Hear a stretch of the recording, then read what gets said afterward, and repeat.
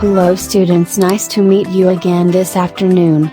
Today you will listen to an audio about Bloom's taxonomy, which can help us as teachers distinguish between higher order thinking skills, HOTS, and lower order thinking skills, LOTS.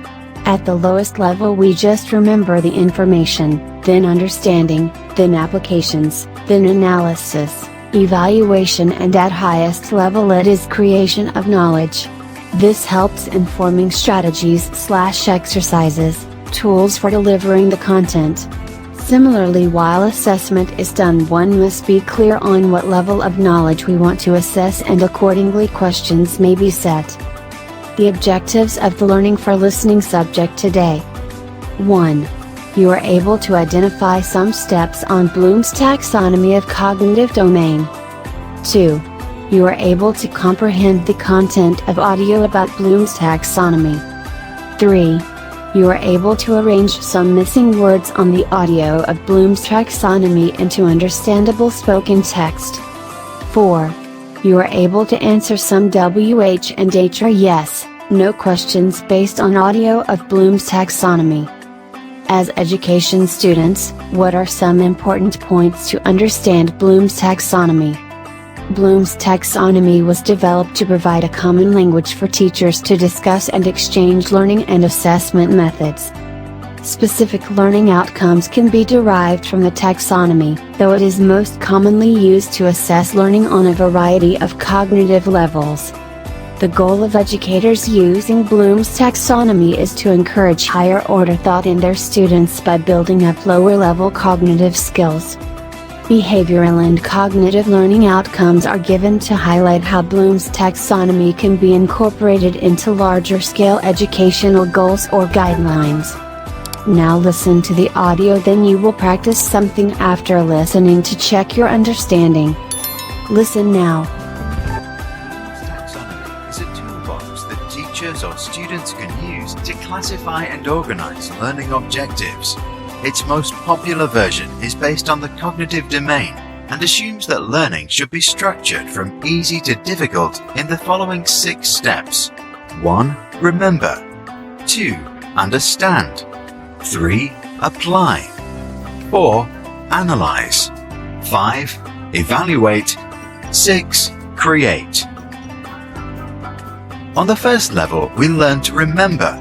There is just rote memorization and recollection of facts without much understanding. For example, if we learn about lemons, we want to remember the name, shape, color, size, and that they are sour. Once we memorize these essentially meaningless facts, we move to the second level of learning.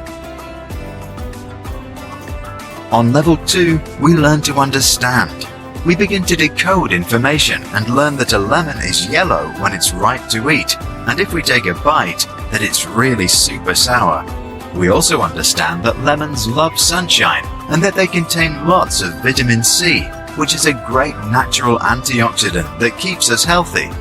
Now, as we really understand a lemon, we can work with it. On the third level, we apply what we know. We've understood that while lemons are sour, they are also a great provider of vitamin C. To apply this knowledge in a meaningful way, we could boil a lemon into hot water and add some honey. Then serve this hot lemon to our sick sister, who's in need of treatment. On the fourth level, we learn to analyze. This involves examining and breaking down information into components, determining how the parts relate to one another, and finding evidence to support generalizations. We study the lemon flesh, examine the skin, and look at levels of vitamins. We conclude that we can eat everything inside, while the skin tastes bitter and contains traces of toxic pesticides. It ought not to be consumed. Now we are ready to evaluate. We analyze, critique, and compare. To evaluate our lemon as a good source of vitamins, we compare it to other sources, such as oranges and supplements. We look at the following properties: vitamin levels, affordability, taste, and packaging waste. If we evaluate our thoughts critically and without bias, we learn whether lemons score high and where others score higher. Now, after we have learned, understood, applied, analyzed, and evaluated, we are ready to create. As we now really understand lemons, also in comparison to similar things, we can formulate a plan to create our own natural lemonade. It's now easy to come up with a cute shop design, a good name, and a good slogan: natural, healthy, yummy. Bloom's taxonomy was first created in 1946 by American psychologist Benjamin Bloom. The revised version from 2001, as just presented, serves as the backbone of many teaching philosophies, in particular those that aim towards teaching specific skills. Each level usually comes with a clear learning objective that can be tested.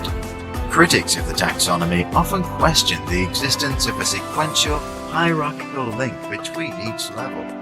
What are your thoughts? You can look at the link on the description of this video for your practice. Then, you will get a score for your understanding of the listening practice. Best luck and please like, comment, and subscribe.